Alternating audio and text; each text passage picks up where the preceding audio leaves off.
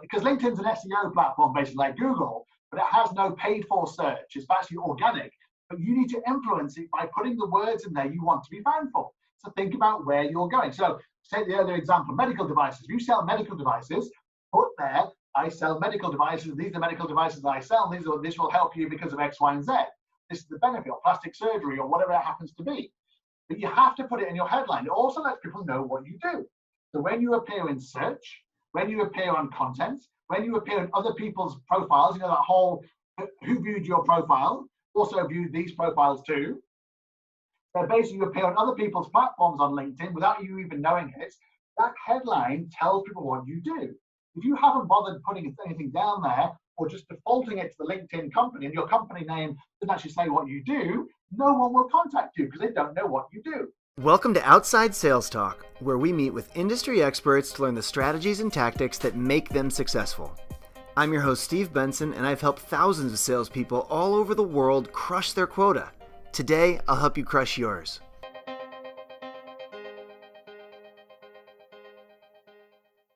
Welcome back to Outside Sales Talk. Today, I have Chris J. Mohawk Reed with us, and he is the only CEO with a Mohawk and is also the most recommended LinkedIn marketing entrepreneur on LinkedIn and has over 1,000 LinkedIn recommendations. Chris is a 4-time #1 international best-selling author. I can't imagine writing one book, nonetheless 4. And his latest book is How to Become a LinkedIn Rockstar. Chris, welcome to the show. Pleasure. Thank you for having me. So tell me, how'd you get started on LinkedIn? I mean, you're one of the biggest folks out there. How did you get started? Like anything great in being an entrepreneur, it came out of circumstance. So I moved from the UK, where I just sold my 3rd business. I came to Singapore in Asia, 10,000 kilometers away, and didn't know a single person here. So what do? You go, okay, what do I do? So I then reached out on LinkedIn, set up some meetings over here for people, and they basically said, yeah, no, I'd love to talk to you, because this is like 11, 12 years ago when no one used LinkedIn. So we got a message on LinkedIn, you went, wow, someone's using LinkedIn. Yes, we're going to accept this. And then I got my first, my second, my 3rd job by networking on LinkedIn. Mm-hmm. And I didn't know anyone in Asia Pacific, and I was told to go and market to China and Indonesia and India, and I'm going, I don't know anyone in these places. What do? Use LinkedIn. But then I realized this is the time when LinkedIn was not being used for sales, it was being used for recruitment. If you can find someone to fill a job, you can find someone to fill a need for sales. Sure enough, we were getting results left, right, and center. Then I realized that nobody was doing this, not just in Asia, but anywhere. So that's when I created Black Marketing, like 8 years ago now. And that's why we service entrepreneurs, not just in Asia, but literally all over the world, because they don't have the time to do it. As you pointed out, it's not an essential thing to do. But if you really want to be a superstar salesperson, you really do need to be on LinkedIn. Yeah, I mean, I would say that, in 5 years, we'll be saying people don't use this enough. It's such an incredible tool to have. You basically have access and information about everyone in the whole wide world.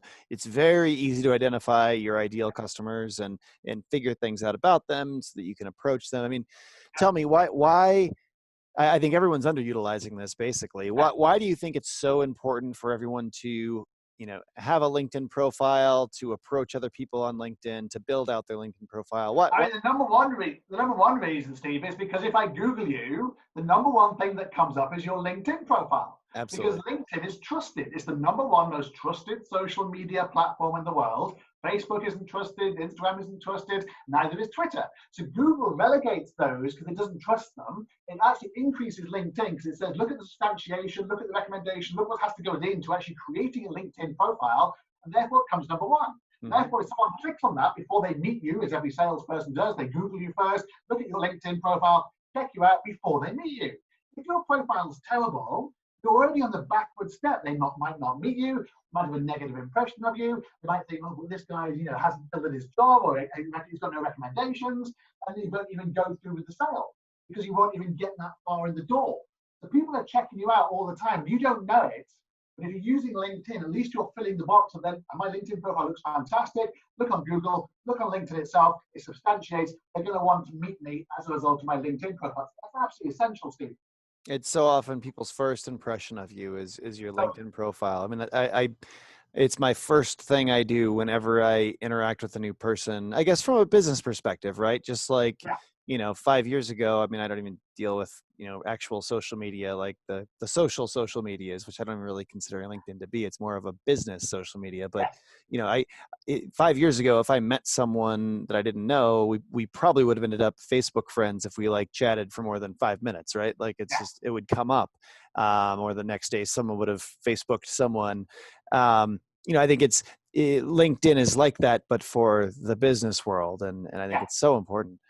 Um, you speak a lot about branding yourself on LinkedIn and what your strategies are to do that. What things you would do. How can salespeople establish their own brand on LinkedIn, and how can they use that to differentiate themselves from their competitors? That's really, really good question. And it is how basically everybody should really focus on their personal brand on LinkedIn, because people get a positive impression, just like any brand. Your brand's like Coca-Cola or Apple or Nike, it has a certain brand values to it.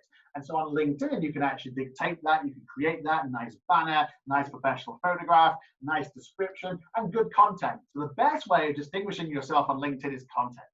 Put some content out there that gives value to people, lets them actually get on with their jobs, become a better person, a better leader, pass on tips that you've noticed, pass on observations, actually help people, because that's classic social selling. That's why I produce all these books, 4 books where you can actually go and do this yourself. You don't need my company's actually help to do it. You can actually physically go and do it yourself if you have the time.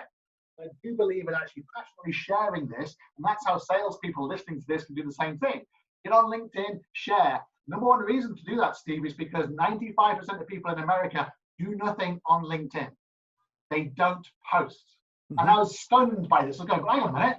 America created LinkedIn. Surely they're using it. And no, people in Europe post more regularly than people in America. Oh, that's so People in interesting. Asia are more conservative. But people have stunned me, Steve. In New York, San Francisco, Chicago, I analyzed all areas because we have clients there. And I was stunned. I look That's at San Francisco going, it's the home of LinkedIn. Why yeah. aren't they sharing? Like 3% of like CEOs and founders are sharing. It's like, so if you are a salesperson out there, you want to get standout, share. Because automatically you become a thought leader. You go straight to the top 3%. Absolutely, it's like, but people don't do it. Yeah, I think that's a huge mistake. I mean, I'm always amazed how much interaction and engagement that we get with my LinkedIn profile, right? Like and I have a marketing team doing this, and managing, our content and what's being Yeah, posted. But it's always one of the major drivers yeah, of interaction and engagement. And we'll post something, and people are certainly on LinkedIn and looking at it, yeah, and yes, it's a natural audience, I think, because it's, you're the people that you're selling to, you're already connected with, and so yeah, you're kind of trickling in more information about your company, trickling in value, yeah. and I think it's so important. Um, what about competition? How does that differentiate you from your competition? Is it just like mind space, or is there something else going on there too? So that comes back to your personal brand has to be more substantial. So your content has to be more substantial, more thought-provoking, more interesting, more valuable, more often. You really have to kind of get your head around kind of like how you're communicating your personal brands. And just like my Mohawk is about my personal brand, start a conversation about your personal brand, and people either love it or they hate it. But at least I'm basically getting people to talk about me in order to actually start a conversation about them and their LinkedIn profile. I'm not saying everyone should have a Mohawk. I'm saying, what's your Mohawk? What's your point of difference? You have this Mm. fantastic podcast. I did an interview the other day with someone who basically positions herself as the worst podcast host on LinkedIn. I was genius, absolutely genius. and I don't think I'm particularly good, and I don't have particularly a lot to say, but that's why I have people like all these sales thought leaders on the show. What I did do was, someone on the marketing team carefully researched who are the best voices in sales Yeah, and marketing, who has the most important things to say. Here's the list, and we've just been plowing through that list because I don't have anything that interesting to say, but but you're a my catalyst. That's the whole point. You're fantastic because you're a catalyst. Your content stands out because you're a catalyst. You enable people to basically liberate themselves and help your followers. But in the so doing, you're actually marketing your business at the same time, which is classic social selling. You're giving value to actually show what your business actually does. You're giving permission you're getting permission from your listeners to actually then market your company by giving value. You're not doing hard sell the whole time. And that's Yeah. what a lot of salespeople do on LinkedIn. They go hard sell, hard sell, hard sell about their company. People are going, whoa, too much, too much. I want to know about you. I'm buying from you. It's people by people. So, I want to know about you and your thoughts.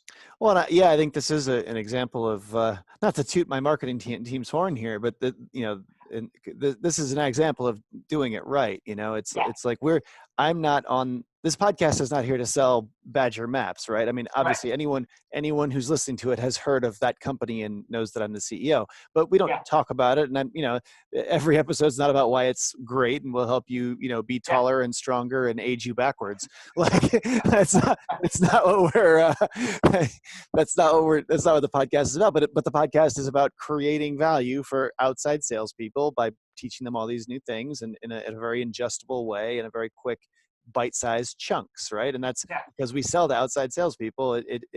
I think this is modern marketing done right, and that's what I think salespeople should strive to do is find things they can post on LinkedIn, because they're already communicating with all these people, they're already connected with all these prospects and customers. Find things that is valuable to them. If you sell to dentists, talk about, post articles about how your company should be writing, your marketing team should be writing articles about how dentists can do this in this new economy that we're in, how they can do this, that, and the other thing, and create value for them. And then as a salesperson, you should be posting it because you're connected with these 300 dentists already that you're already interacting with. Precisely. Well, how can field salespeople specifically attract prospects with their LinkedIn profile? How can they use this to generate more leads? That's a great question there. It's all about, one, it's content, and the second thing is about your personal branding. So, personal branding first, content second, and then using Sales Navigator team on LinkedIn. So you've got to have a good personal brand, some good content before you start using Sales Navigator. Sales Navigator, as I'm sure you know, is the social selling tool of LinkedIn. It enables you to find anybody. What people don't know is that there are actually 3 different premiums on LinkedIn, because LinkedIn like to confuse people. There's Recruiter, there's Premium, and there's Sales Navigator. We have all our clients on Sales Navigator Team, not even Sales Navigator Pro, because Sales Navigator Team, unlike the other 2 platforms, tells you who's actually posting on LinkedIn. And that's crucial, because LinkedIn give out user numbers of 700 million people of using LinkedIn, but some of those people are not active users like you see on Facebook or Twitter, who have to announce active users. LinkedIn do not, because they're owned by Microsoft. So actually only about 250, 300 million people are actually active on a monthly basis. The Sales Navigator allows you to find those people. And even then, we drill further down and we find people you've got to share connections with, and we find people who are premium. And often people on premium on Sales Navigator and only on Sales Navigator are what they call open profile. They actually want you to contact them. Yeah. So for example, you can contact me for free, even if you're second or third connection, whereas someone who's not premium and is not open profile, you have to actually spend an email or try and connect with them to actually message them. And it's much better to message someone first than connect with them, because you want to find out whether they're actually interested or not, rather than get a connection, request declined, and then it's an I don't know this person, and LinkedIn basically starts to potentially block you. You've got to use the data on LinkedIn, and only Sales Navigator has it. And then there's this wonderful thing called Smart Links. And Smart Links is on Sales Navigator Team. So Sales Navigator Team basically enables you to have this document called Smart Links, which is linked to the data of LinkedIn. And I will share that my services, for example, or my recommendations or my case studies. And I can tell if you have looked at it, and I can tell how many minutes you looked at it and how often. It's all linked to the LinkedIn data. I then approach you and say, hey, you looked at my document 3 times for 16 minutes. You're obviously very keen on what we do. Can we have a conversation? So, yes, I'm very interested in this, this, and this. If someone's looked at it for 10 seconds, I don't follow up, because I know they're not interested. They have to look at it for more than 30 to 50 seconds. That way I really know they're looking at the document. But it's all about following the data of LinkedIn. But before you use Sales Navigator, you have to have a personal brand.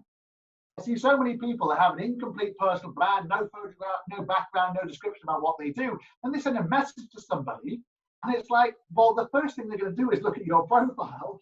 If your profile is incomplete, it's like, I'm going to move on to somebody else. That's why I always start fundamentally with your personal profile, your content, and then use Sales Navigator to identify exactly people. So, for example, you can do 15 saved searches on Sales Navigator, and you can target people all over the world. We have clients all over the world. So you have 15 different saved searches for 15 different regions and countries. And I target people specifically based on experience, headcount, being a founder, being a CEO, posting on LinkedIn, not being approached before. And you can use all this data to make sure you're not duplicating. You're actually targeting someone who wants to be contacted. So that will increase the amount of people who actually come back to you, and then you have a meeting. And then it's down to your personality and your product and your services to actually close the deal. The Sales Navigator team's genius in terms of it gives you the data to find people who actually want to meet you. Absolutely. And one thing jumped out at me there when you said it, 300 million active users. That's a boggling number. Like for field salespeople, there's only so many buyers in the world, Yeah. but 300 million seems like about all of them. there's about 300 million Americans, and but not that many of them are buyers of B2B services, right? I mean, only 100 million probably are even employed, and of those, how many people what percentage of employed people are decision makers and buyers? Not that many. So like, I mean, basically, if 300 million is every buyer in the world, so at least half of the buyers in the world, I would say, half of your leads and prospects are probably active on LinkedIn. That's a wild thing to think about. Yes, indeed. Now, one thing about you brought up Sales Navigator and these different plans, Recruiter, et cetera. I don't buy Sales Navigator for everyone on my team. I buy it for probably I don't know, 15 people or so, because the stuff costs $1,000 a year, right? So I only buy it for the people that are like reaching out to people actively and kind of on the engagement of new, awareness of our product side. If you're a field sales rep, what would you say are the topics that you would bring up with your boss to convince him that he or she should be paying for your Sales Navigator account? What's the ROI? It will increase your sales. I mean, it's a really, really straightforward thing. Basically, by having Sales Navigator, and especially with a time where your travel restrictions are very restricted in terms of the state you can go to, or the town, or the city, or the country, LinkedIn, all the buyers are on there. So by using LinkedIn Sales Navigator, you can actually pinpoint people who want you to contact them. You send them a nice little message with some nice content, and then have a conversation. And it's the easiest thing in the world, because all you're doing is using data. And it's all on LinkedIn, as you pointed out. It's not rocket science at all. It just takes a bit of time to actually do it. But you do need to invest in Sales Navigator team. And my angle there is always, well, how much is a sale worth to you? Is a sale worth more than $1,000? Because if it is, and it pays for itself with one sale. Right. If you're selling something worth $100,000, it's less than 1%. I mean, literally, sorry, it's 1%. Mm-hmm. And that's one sale. If you do $100,000 a month, it's paid for itself, 100,000 times over. I mean, literally, the investment is minuscule comparative to the benefits, and that's nothing to do with inbound. Because if you're premium, LinkedIn promote you higher than if you're not premium. If you have content, they promote you higher. If you have more connections, they promote you higher. I mean, literally, they want to reward people who are active on LinkedIn. They do that. So if you're not investing on LinkedIn, you're not premium on LinkedIn, you're down. So when someone does a search for the service they need, like for me, for LinkedIn marketing or social selling or personal branding, I come top across the world because I'm actually actively posting about these things. I'm investing in LinkedIn. I didn't do that. I've come so far down that people wouldn't actually use my service or wouldn't even know who I was. So you have to actually put it into yourself. You have to invest in yourself to get the rewards out of it. Yeah, absolutely. I would tell a sales rep, as someone who holds the purse strings, the way to influence someone who holds purse strings is go to them and say, hey, this is, I forget what it is, $80 a month or whatever. It's $80 a month.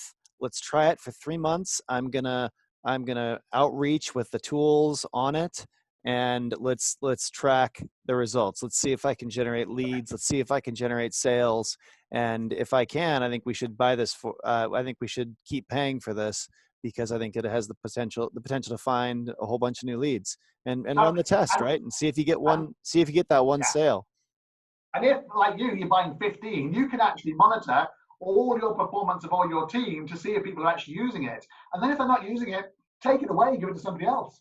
It's Yeah, literally reward and that's true. punishment. Yeah, I have I actually haven't looked at this forever, but like I can, because it's a team account, I can see Yeah, all my reps activity and stuff, like, you know, how many emails did they send, how many yeah, profiles did they view, like I can yeah. see all that. I haven't looked at it in years, but I feel like we're selling LinkedIn premium. Full disclosure, I get no commission off of selling LinkedIn's premium services. I just think they're a great idea.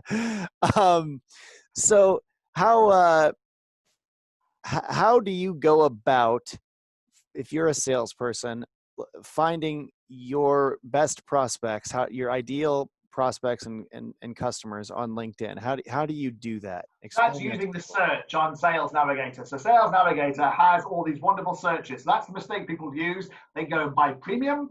Premium has minimal saved searches. Sorry, it has no saved searches. It has minimal searches. Like you can't do CEO search. You can't do population search. You can't do basically who's active on LinkedIn search. Whereas on Sales Navigator, you can. You have these, like, I think it's about 50 different filters. You can even do a search on hashtag, what a particular piece of content is. So if you're selling medical devices, for example, you can do hashtag medical devices and see who's posted about medical devices, who's in your target audience. I mean, literally, the data is absolutely fantastic. You can look at basically the population size. So if you know you're targeting SMEs, not MNCs, you can actually do 10 to 50 people or 11 to 500 people.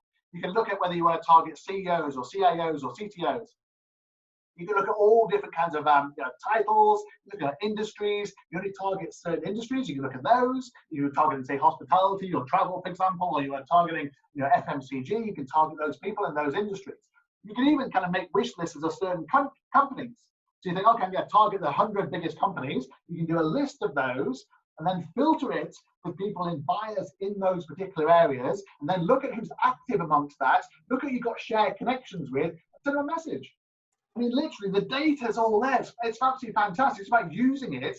And Sales Navigator is the only one, unfortunately, to actually do that. So you do need to be premium to do that.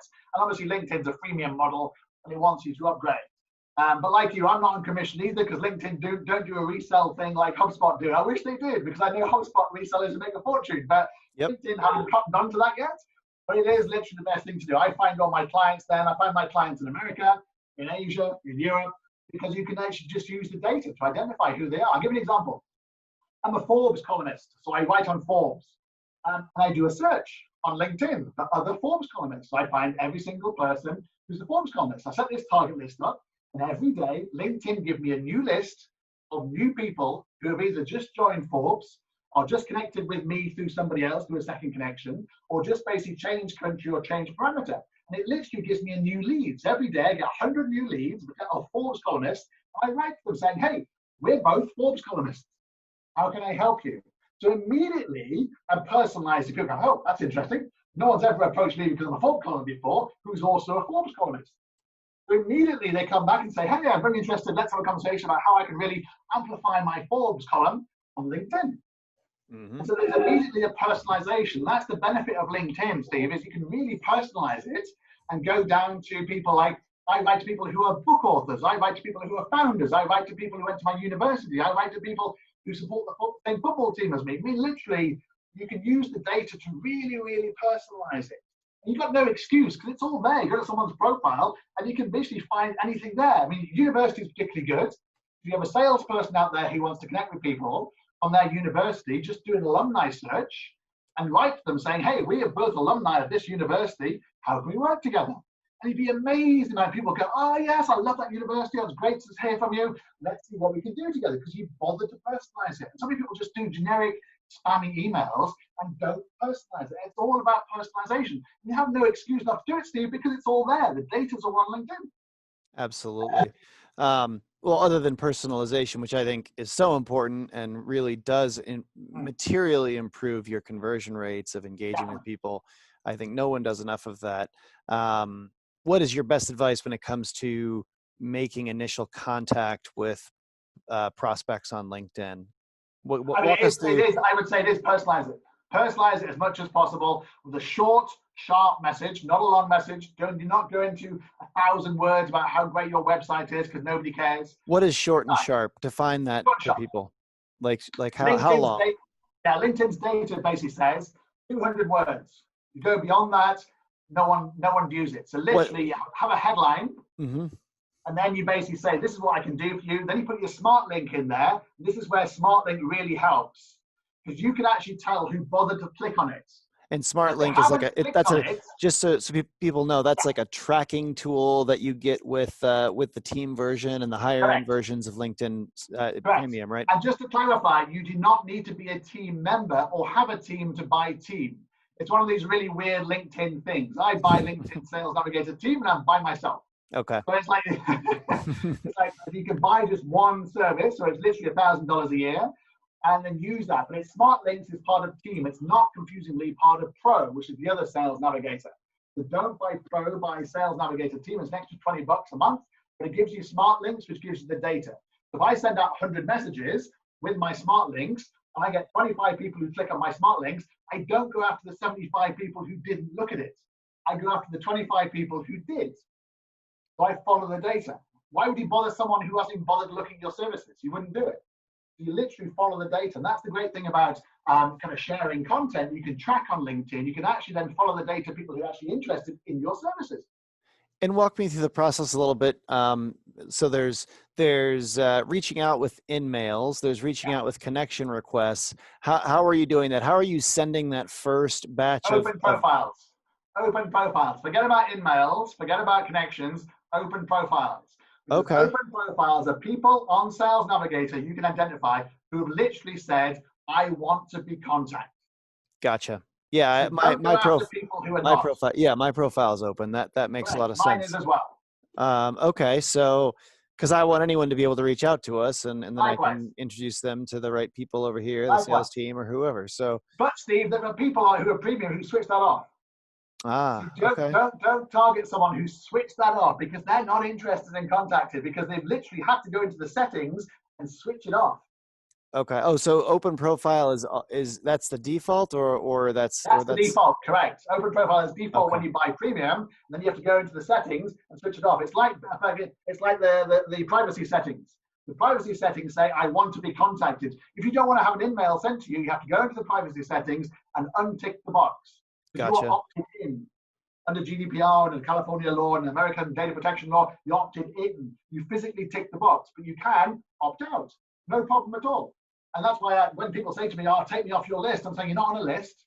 You're on LinkedIn and you opted in. Go to your privacy settings and opt out. You're in control. You're totally in control. That's that. Well, there you go. And so here's an action item for everyone. Either if you don't want to be, opted in, go opt out. If you do want to be opted in, make sure that you have an open profile.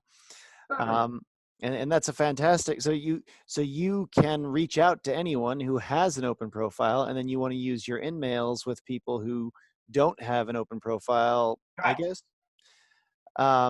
Okay. So someone who views your profile, for example. So I have to use in-mails. If someone views my profile and they're not premium, so I can't open profile them, I don't want to connect with them because they've only looked at my profile, so I don't know why, but I'll send them a nice little message saying, thanks for viewing my profile, so personalizing it.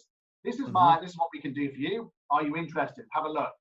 And I'll get a lot of people saying, yes, I was just browsing through it, or one of my friends recommended you, and I want to have a look at your profile. I'd love to talk to you about your services. So it's another way of starting a conversation. So every single day I look at who viewed my profile. But the data's there. LinkedIn gives you this wonderful data. Yeah. That's just plain good fun too, to see who's viewing your profile. It is. So what else for advice for field sales reps around what their profile should look like? How do sales reps screw up their profile, in your opinion? How could they have a better profile? Background picture. So your background picture basically has to look good on the mobile. And the thing with LinkedIn is it looks different on the mobile, which most people use, especially sales reps, and also laptop. So you have to make the picture. If you look at mine, it's perfectly sized for mobile because your picture is bigger, so you can read it. And your background picture should be selling your business and yourself. It should not be a picture of your California Bridge or the Golden Gate Bridge or New York or Chicago, because you're not working for the tourism board. You're working for yourself and your company. So put something relevant to your business on your background picture, because the first thing that someone sees when they go to your profile is your background picture, because it's this enormous banner. Right. And we have ours changing, for example, for our clients every single month because it's a banner. It's like free advertising. You know, it's funny. I have no idea what my background picture is, and I know I remember my marketing team a couple of years ago, like making one for the whole company, but I'm not sure if it's just like pretty or if it actually is if it's a value proposition. And I also don't know if it looks good on mobile or not. So that's three questions, and you've given me a follow up here. So background picture. What else? What else should sales reps? And I would recommend Yeah. people don't ask every sales rep to figure this out on their own. Create one for the company that, you know, Yes. have someone on the marketing team who's, you know, the designer there, have them Yeah. make for everyone Yeah. and follow these rules, and then give that background to everyone Yeah. at the whole company. Why don't ask your And give them sales a reps to selection. design this. Give them a selection. Give them a choice of like 3 or 4. So when I do Sure. my master classes, for example, we work with the marketing team to design 3 or 4, sometimes more, and take that. We actually go through the process of this is how you now upload it. Many people don't know that actually the background picture is a potential post and you can upload it. So the Yeah. next thing you have to have is professional photograph. Now, there's no excuse not to have a professional photograph. Do not have a picture of basically you around some girl or boy from a holiday snap and you've cut it out and it just looks so unprofessional. Yeah. Or you basically drunk on one night at a party or holidaying or anything like that, or basically blurry-eyed or red-eyed or whatever. Have a professional photograph done and put it on LinkedIn. It's your first impression of you. Yeah, mine's a little weird. I must admit. I'm holding this little fluffy dog that sadly has gone to puppy heaven now. My old dog, Oh no. but I'm holding this fluffy little dog, and it's just it's a ridiculous looking animal. And I've always thought that was a little unprofessional. But you know, you mentioned earlier, what's your Mohawk? You know, it's kind of Yeah. that's kind of my Mohawk. You know, like Yeah. it makes the profile stand out. But then you need a headline. So the headline's really, really important. And now LinkedIn have increased the headline to 220 characters. So you can basically describe what your company does, what you can do for somebody else. This is 2 benefits of doing this. One, it comes up in SEO. So I've got LinkedIn 5 times in my headline deliberately because Mm. I know that the LinkedIn algorithm looks at how many times I use the word LinkedIn in my algorithm and puts me top. So I use the same thing for personal branding or for Mohawk. If you do a search on Mohawk, 250,000 people come up, I come number 1. But Ah, basically, you have to use your different kind of, because LinkedIn's an SEO platform, basically like Google, but it has no paid for search. It's actually organic. But you need to influence it by putting the words in there you want to be found for. So think about where you're going. So take the earlier example, medical devices. If you sell medical devices, put there, I sell medical devices. These are medical devices that I sell. This will help you because of X, Y, and Z. This is the benefit, or plastic surgery, or whatever it happens to be. But you have to put it in your headline. It also lets people know what you do.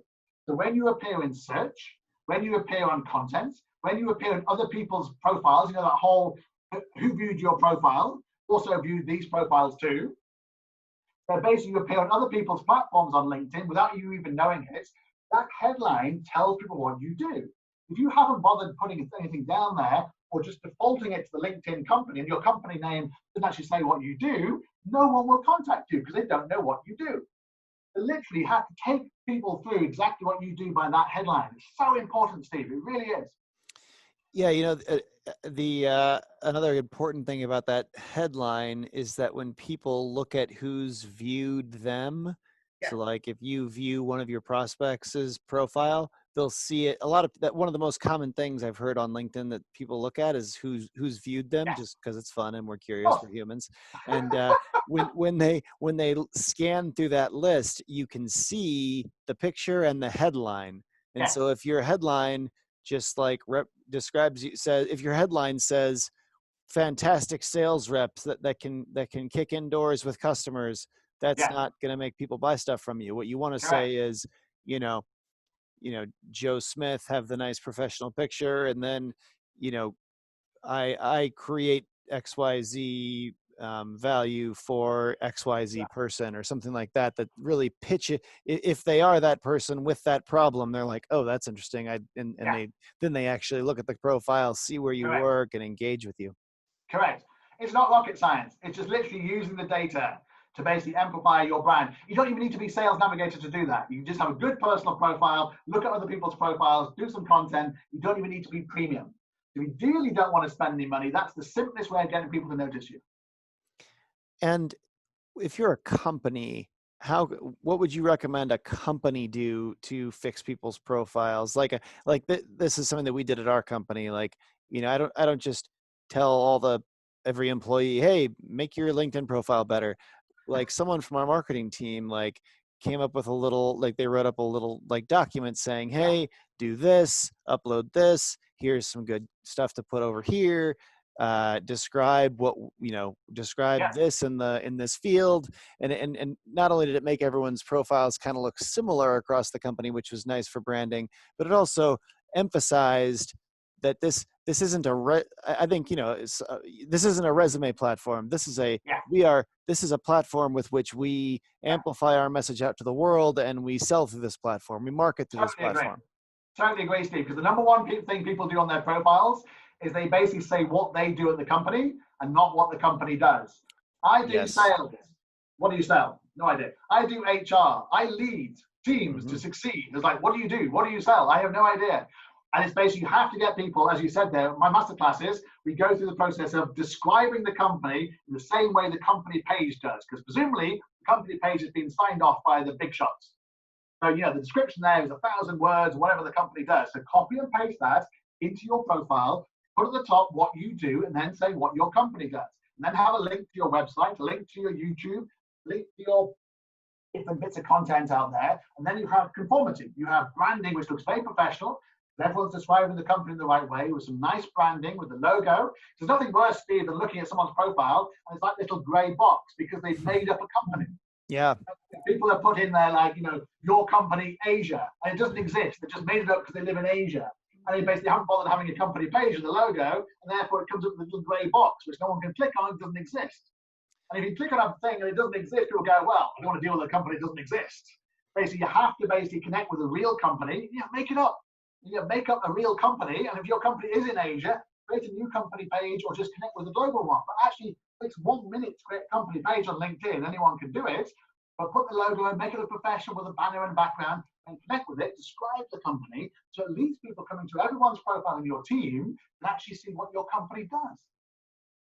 Absolutely. So, and I would recommend that someone, if you're an individual sales rep, this is a good thing to recommend that someone on the marketing team organize, or the operations team organize, or the PR team organize. But I would get everyone in the company, or at least everyone on the whole sales team, because they're the most outward facing, on a Zoom call and walk through all the changes that should be made and updates. And probably in 45 minutes, you can make everyone in the whole company's profiles good. Yes.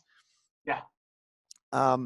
How do you approach the balance of being professional but also personable and social on LinkedIn? Where do you draw that? How do you do that? It's a great question. I mean, people are actually buying people on LinkedIn. But ultimately, your company is basically second to you because people are buying you. So basically, you have to put your personality over there. But every single person listening to this has got social media guidelines or contracts with HR contracts saying they have to present the company in a positive way on social media. That's why people get fired for writing stupid stuff about their companies on LinkedIn or Facebook or Twitter, because your social media guidelines allow companies to do that. So obviously, common sense says don't slag off your company or your company's industry when you're working for your company.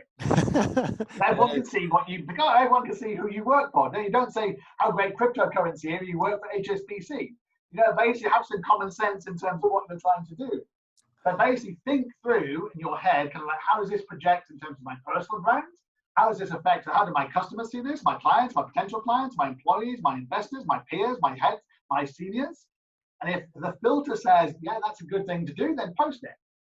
And basically push the envelope as much as you think you can in order to create engagement, to get your own personality over there, but do it in the context of this is LinkedIn, it's not Facebook. So don't do weddings, don't do deaths, don't do illness, unless, of course, you're in the business of weddings, deaths, and illness, in which case you've got an excuse to talk about it. But think about the context of the platform. As you said earlier, it's not social, it's LinkedIn. But LinkedIn still needs a personality, Steve. Absolutely. Yeah. And I see people confuse that sometimes. And the trick with, this versus Instagram or Facebook, your Instagram and your Facebook often is not open to the web. If someone searches you, they only see your picture and a few pieces of information that you allow them to. They can't see your posts, and you may not you may not be friends with anyone from your work on Facebook. And so then if that Correct. was the case, you could do a lot of things on Facebook. Now that can Yeah. still blow up in your face. I'd be careful there, but it's not. But like LinkedIn by nature is really very open, Yeah. and so you want to be much. It's much more of a professional platform. Correct. Correct. Although again, you can go to your settings and change that. Did you know that? You can actually go to your settings so you don't get found on Google on LinkedIn, but you have to go into your privacy settings and change that. But again, the default option is you get found on LinkedIn. You Yeah, get and found on Google. So basically, most people don't even know they can change that. and I just wouldn't recommend doing that. I'd recommend creating a profile on Instagram that if someone looked around, they wouldn't have your exact name, so it wouldn't. You might say cheeky Mohawk guy on Instagram and no one will ever figure out it's the same person, and that can be a closed profile. You can Correct. post whatever videos you want. Correct. So what about communication? How can outside sales reps better manage their customer relationships and communication with LinkedIn? So one of the great things you can do is, I'm not sure you do this with your teams, but on Sales Navigator, you can actually save leads. So often we save prospects and existing clients, for example, so that, I have 60,000 followers and 30,000 connections, which is the max on LinkedIn. So I get a feed where I see everyone's feeds. Whereas on Sales Navigator, I save like 100 prospects and I only see their feed. So I effectively curate my feed on Sales Navigator. So I see the most important ones. LinkedIn allows me to filter it in terms of anniversaries or new jobs or content shared. If one of my prospects shares content, Sales Navigator shows me I only have 100 people on there. I can like it, comment it, and the person I've saved does not know I've saved them. But they do see that I've notified them. So it says, Chris has liked your post, or Chris has commented on your post. And they go, oh, Chris is very attentive to me today. I wonder if that's about. And next time this person is thinking about using LinkedIn or personal branding, they know, oh, that Chris guy keeps on liking my stuff. He's a good guy to go to. I'll go and talk to him. Yeah, you have the power on lead to basically save leads on Sales Navigator to curate your content. I did not know you could do that. That's really cool. That's really cool. That you used to be able to do that with Facebook. I forget how, but I haven't used it in a long time. But that is really cool to be able to filter down.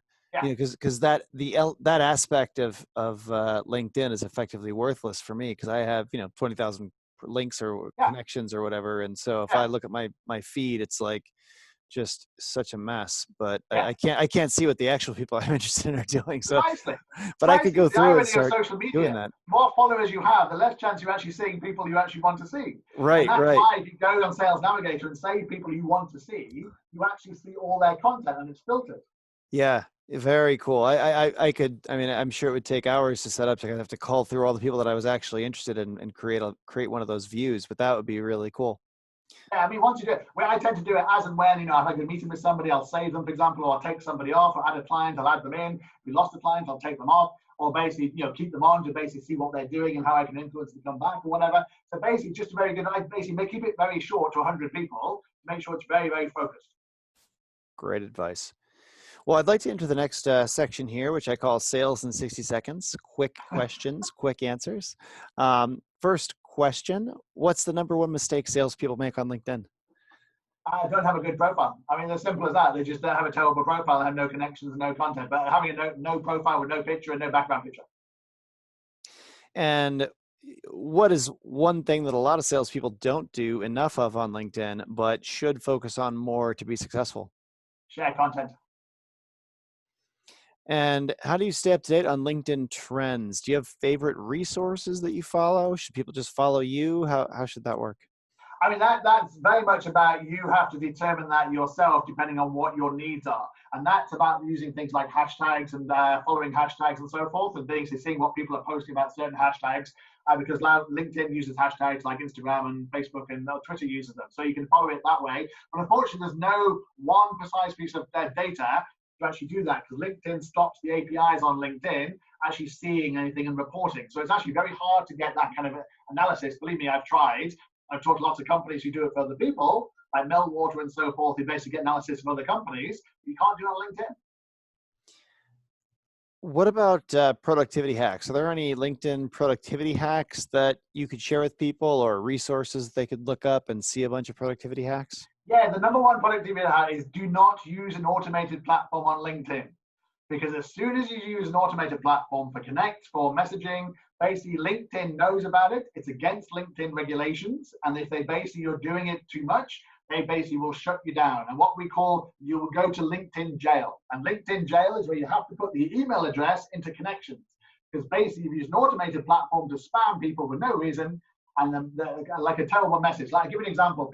I can tell people use automated to me because they say, Chris J. Mohawk Reed. Because I use Chris J. Mohawk in my team. Rather than saying Dear Chris or Hi Chris, they're going Hi Chris J. Mohawk Reed. And it's like, well, clearly this is not correct. And the first one that come up, you'll love this. I put in the fact I'm a Forbes contributor at the top of my experience. So someone wrote to me the other day and said, oh, you're Chris J. Mohawk Reed and clearly in charge of marketing for Forbes. Clearly, I'm not in charge of marketing for Forbes, because clearly it says I'm a contributor for Forbes. It does not say I'm the CMO at Forbes. But the automated platform just picks up, oh, CEO, founder, Forbes, write to him, and get it completely wrong. And you have to personalize. You have to spend a bit of time to do that. So do not use automation. So basically, the productivity hack is very much use the data to find people who are interested and want to be contacted, but do not use automation platforms on LinkedIn. And tell me, what's the best networking advice that you've ever received?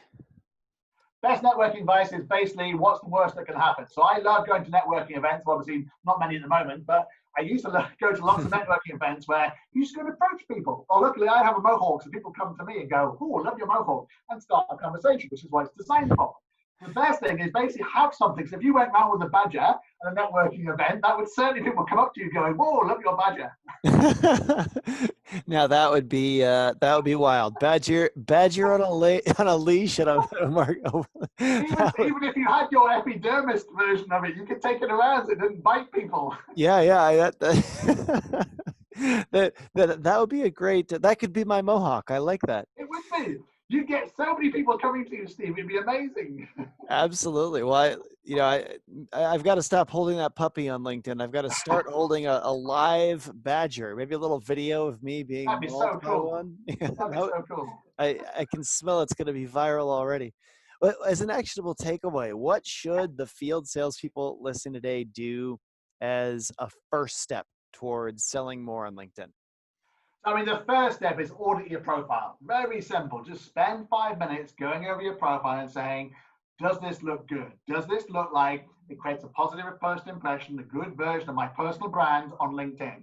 And if it doesn't, just address it. It can take 10, 15, 20 minutes, but it's worth the investment. And that's the first thing you have to do. And then you have to think through a content marketing strategy and think, what do I want to share? And many sales reps go and meet other people and have great stories. Share some of those stories. And you can make anonymized people if you don't want to share exactly who they are, but tell a simple story, 200 words, put it on LinkedIn and share your wisdom, share what you found. I find that if I go meet someone very interesting, tell a story on LinkedIn, people love it because it's an insight into my personal brand, but it's also sharing somebody's success who I've met. I met an entrepreneur or CEO about their journey. How did they end up in Asia? What do they do now? What's their business? And it's just people love those kind of original, authentic stories on LinkedIn. And then basically you can start using Sales Navigator to find potential clients. But basically it's a 3-step process. It very much is personal branding, audit it, content, think about what content you want to share, and then look at Sales Navigator and use the data to find people. And literally if you do this like once or twice a week, it's a great start, Steve. And then you can build it up, see the success, and start doing it on a daily basis. And if you were going to give a salesperson advice, tell me, and they asked you, hey, how much time should I be investing in LinkedIn on a weekly basis? What would you tell them? Well, obviously at the moment, if it basically with our travel kind of restricted, I think you should be spending kind of 3 or 4 hours a day on it.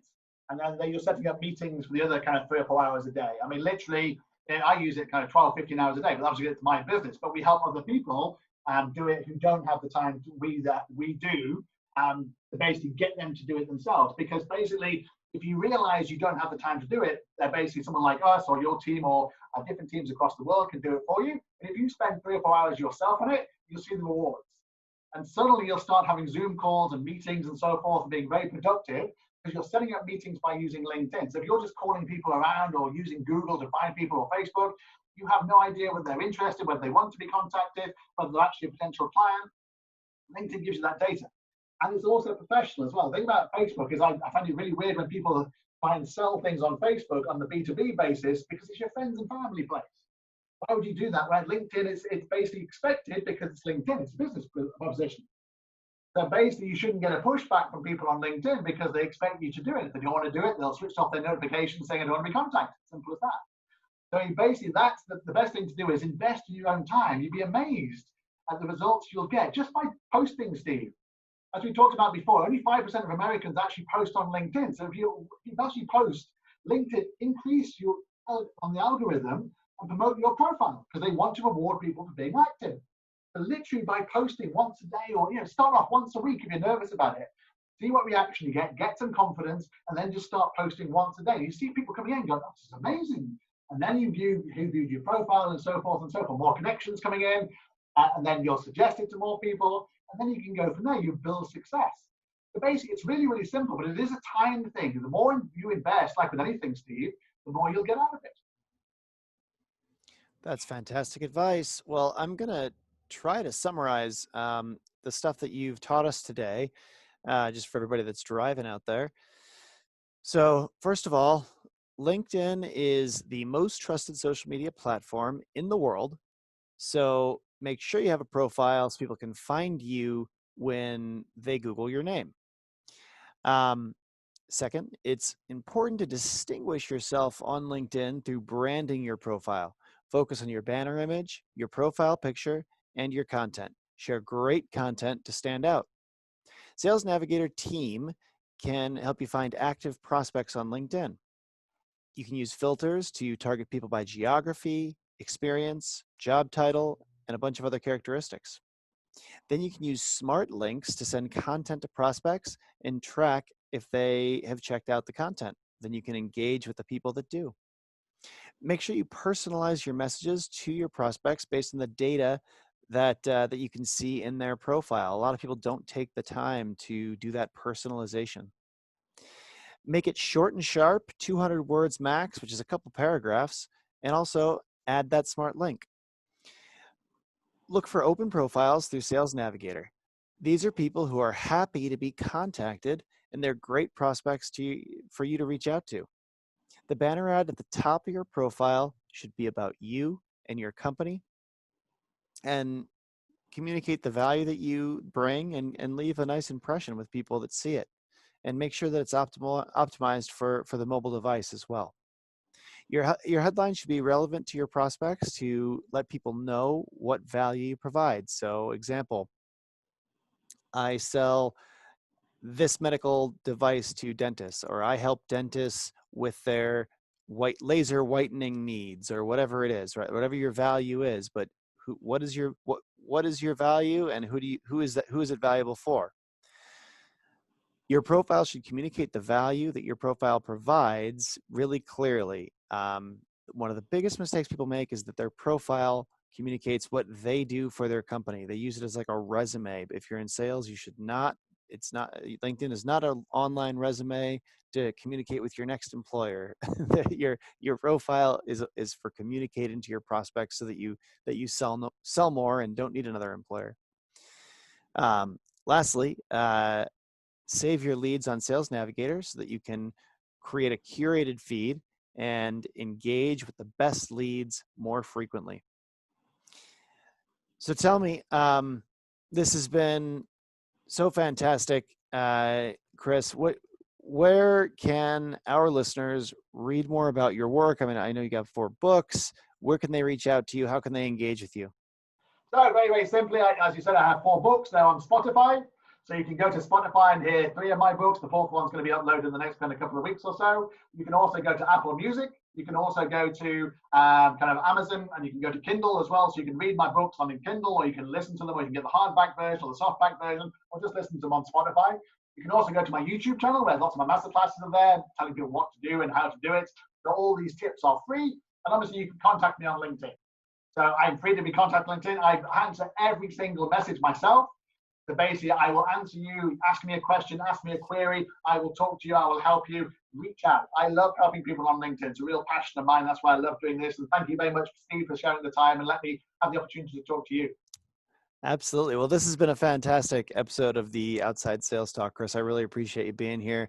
if any of our listeners can think of other people that would benefit from learning about LinkedIn, forward this episode on to them, and please leave a rating for the podcast. It really helps spread the word about what we're doing here. Chris, thanks for coming on the show. I really appreciate it. Take care until next time, everybody.